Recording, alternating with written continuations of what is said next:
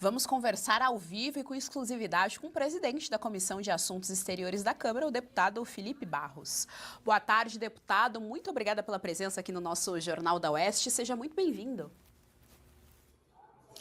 É uma alegria estar com vocês mais uma vez no Jornal da Oeste.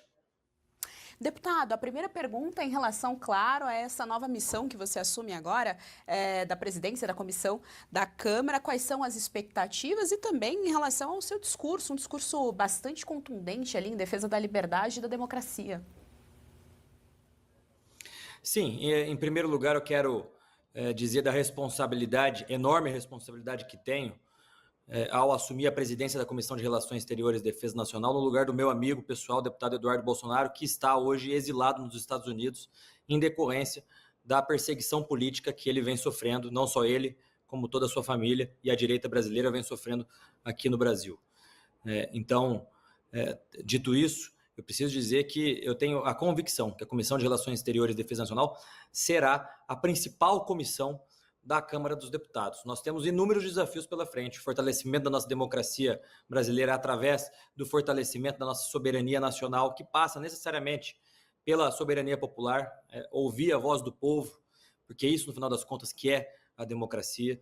Nós temos acordos internacionais que serão votados na Comissão de Relações Exteriores. Nós temos outras temáticas, como, por exemplo, o meu projeto de lei das ONGs e o papel que essas ONGs têm tido no Brasil ao longo dos últimos anos, recebendo dinheiro de fora do país para promover interesses não dos brasileiros, mas desses outros países. Tudo isso será discutido bem ao longo desse ano. Marina Helena, nós estamos com o deputado Felipe Barros, que assumiu agora a comissão, a presidência da Comissão de Assuntos Exteriores. Sua pergunta. Deputado Felipe, parabéns.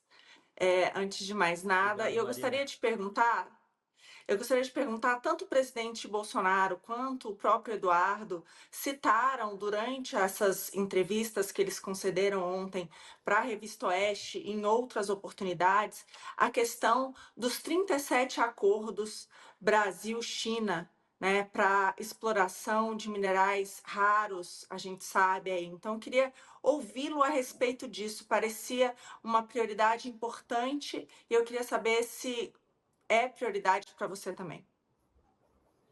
Marina, é uma prioridade e já tem sido uma prioridade minha antes mesmo de assumir a Comissão de Relações Exteriores e Defesa Nacional.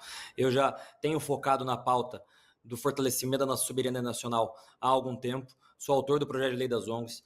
Na época em que Xi Jinping esteve no Brasil celebrando vários acordos com o governo brasileiro, naquela época eu já fiz um requerimento de informação ao governo brasileiro pedindo acesso integral a todos esses acordos firmados com o governo brasileiro e o governo chinês.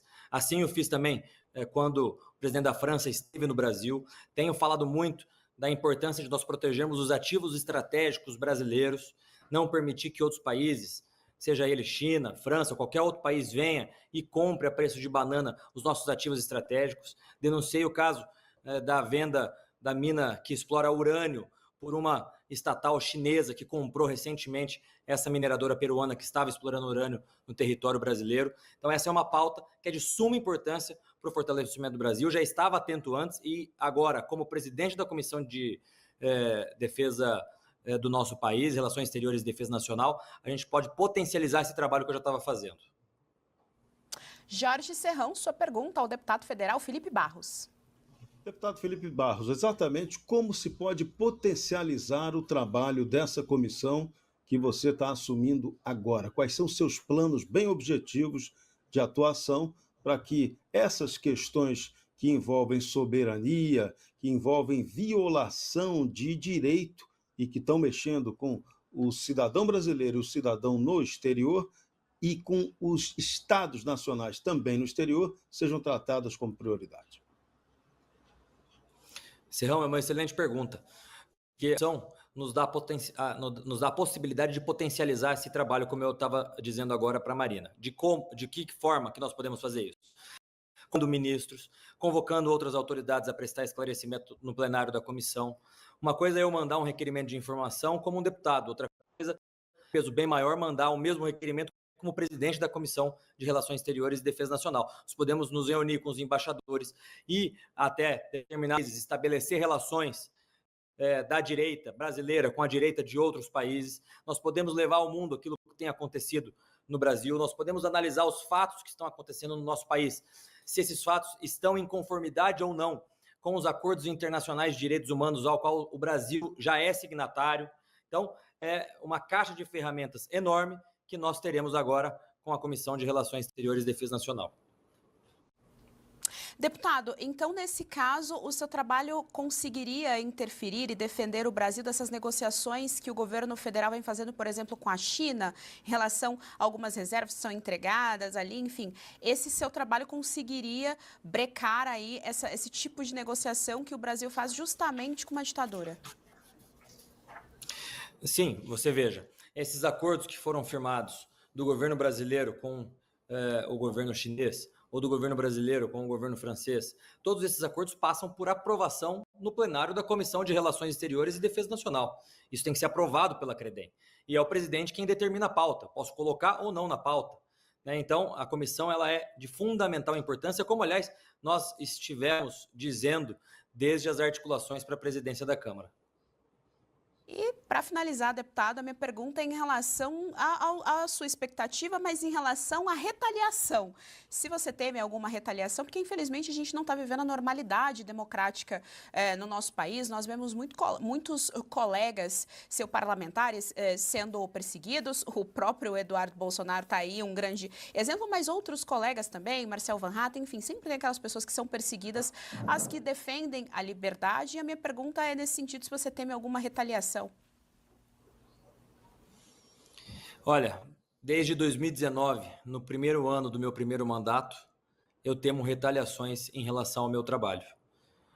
Mas nunca deixei de fazer aquilo que achei correto e que devesse fazer.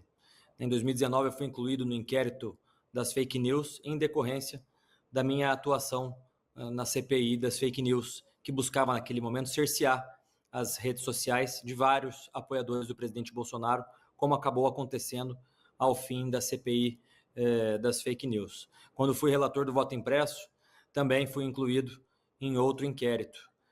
Então, se você me perguntar se temo, claro, infelizmente nós estamos vivendo numa situação que parlamentares da oposição, como o deputado Eduardo Bolsonaro disse, têm medo de fazer oposição, têm receio de fazer oposição por medo de retaliação.